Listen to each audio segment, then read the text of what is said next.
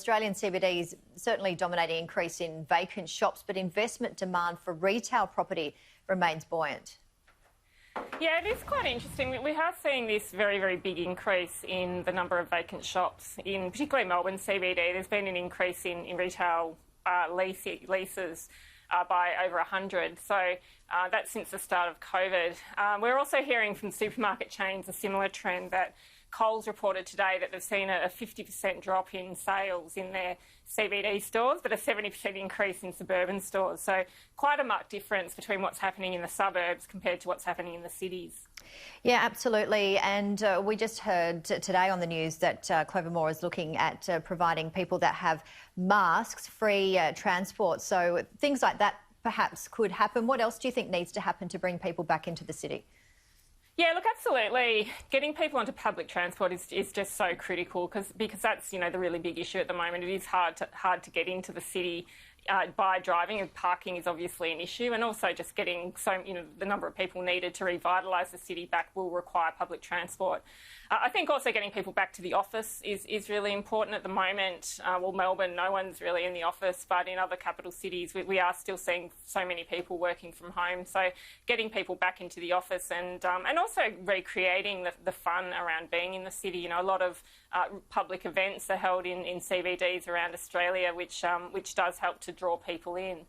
It is interesting, though, we are seeing some very strong investment demand for shops and in CBDs. So the Louis Vuitton building is up for sale, expected to achieve around $50 million, and also the two CBD David Jones stores are also up for sale. So it is interesting to see this strong investment demand despite this very weak leasing environment.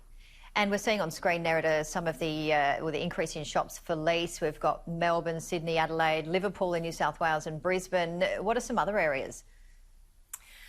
It's mainly areas obviously where there are a lot of shops, but it is primarily CBDs that we are. So you can see there Melbourne really topping the list at the moment. Melbourne has obviously had this double blow with not just the first lockdown, but also a very strict second lockdown. So even if people wanted to go into the city at the moment, given the 5K radius restrictions, it is pretty much impossible for people to do so. So it is having a very detrimental impact on small businesses, on cafes and restaurants in the area, and will be something that is critical that the City Council deals with, but also at a state government level.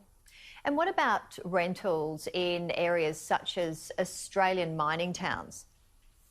Yeah, the rental market is interesting at the moment. I've spoken a bit about what's been happening again in our CBDs and in our urban areas. We are seeing very low rental demand off the back of very few foreign students, a lot of job loss amongst young people really hitting that market.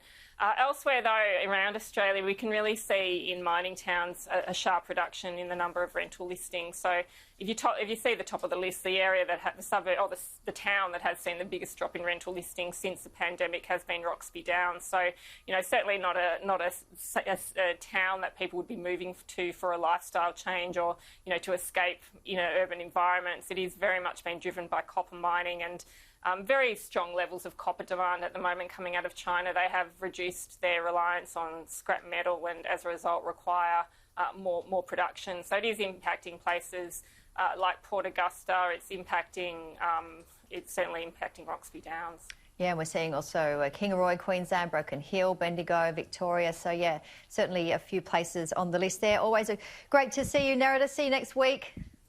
See you then.